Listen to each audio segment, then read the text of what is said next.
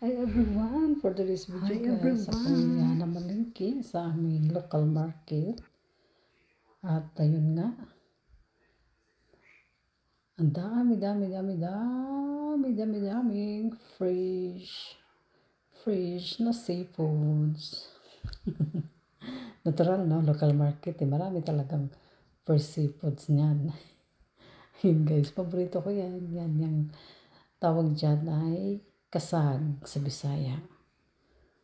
Kasag. Yan guys, akin ang voice over kasi nga sa palengke namin ay may mga music, malalakas ang music doon. Kaya nag-voice over na lang ako.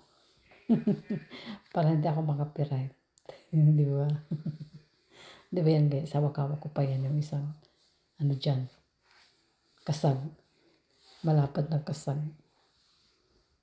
At yan, may mga din, daw tawag dyan sa amin. Sa Bisaya. Tsaka yung mga clams na yan. Clams. At may gusto pa dyan yung kulay green. Sarap yan, gawing salad. Yan. At may mga pa dyan yung kilawin. Yung, thanks for watching.